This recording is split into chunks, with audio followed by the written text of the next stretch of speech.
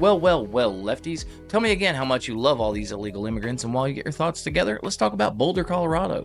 Now, the spelling of this name is all over the place, so that's my bad, but Mohamed Sabry Soliman, a 45-year-old illegal immigrant from Egypt, decided it'd be a great idea to construct himself a makeshift flamethrower and some Molotovs and throw them at people. These guys were attending a peaceful march to support the Israeli hostages still held captive by Hamas since October 7th. Now, this wasn't like your mostly peaceful Antifa protests you heard about on the news. This was a true blue peaceful march. It wasn't even a protest. These guys weren't hurting anybody, and then this grease rag just shows up and starts setting them on fire. He was here on a one-year work visa given to him by Biden's administration in 2022, expired in 2023. Don't that go figure? The FBI saying a man with a makeshift flamethrower and Molotov cocktails was heard yelling anti-Israel slogans during the attack. The victims ranging in age from 52 to 88 years old. The suspect, a man from Egypt, overstayed his visa here illegally, was allowed to remain under a work permit given to him during the Biden administration. Thinking when it happened is my world became singly focused on this person getting the fire out and then comforting her husband who was burned and distraught. And I just remember us holding him, just being with him, being present. And I never felt my world just get so narrow to only focus on the two people who I was with. And I'm sorry, I can't answer that better. This walk has been going on since October 7. It happened in 2023, every week.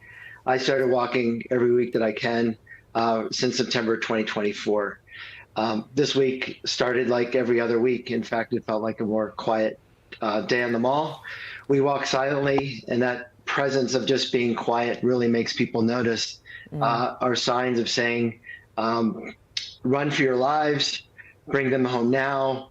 And it's really just to raise awareness. We're holding signs of pictures of people who are held hostage in Gaza. It's really just an awareness. And as we walk through the Pearl Street Mall, people notice us by our silence. Okay, so they were making it a point to be silent. Interesting. Not only were they not hurting anybody, but they didn't even invade your auditory space. Also makes you wonder for exactly how long this guy had been scoping them out. Suddenly I felt a lot of heat. I turned and I saw a person on fire. And my immediate goal, as well as two or three other people, was to get the fire out.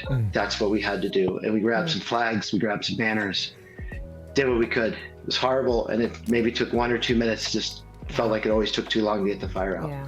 This is what we need to see on the news whenever something like this happens. I don't feel it really helps us to be shielded from the ugliness. We need to see it. We need to be informed.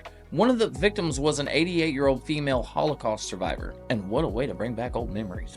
The Boulder County Sheriff's Office said on its daily booking sheet early that Mohamed Sabry Soliman, 45, of El Paso County, could be charged with 2 counts of first-degree murder, 1 with extreme indifference, and 1 listed as deliberation with intent. Soliman also faces being charged with 1 count of attempted murder, 1 count of first-degree assault, 1 count of causing serious injury to an at-risk adult or someone over 70, and 1 count of using explosives or incendiary devices. Look, can we all at least agree that this guy is a garbage human being? It doesn't matter where you stand on the Israel-Palestine conflict. I've seen enough arguments on both sides to make your head spin, but this is not okay. Here's the thing, I don't have a position on the Israel-Palestine conflict because I don't have enough information to make an informed comment, fair enough. But between him and them, I side with them. Because not only did they not resort to violence, but they also went out of their way to do it silently. It also lends more credibility, if we even needed it, to the people who ushered this nonsense into my country. Because liberal, if you like what I do, please leave a like, they really help. Consider subscribing, and I'll see you next time.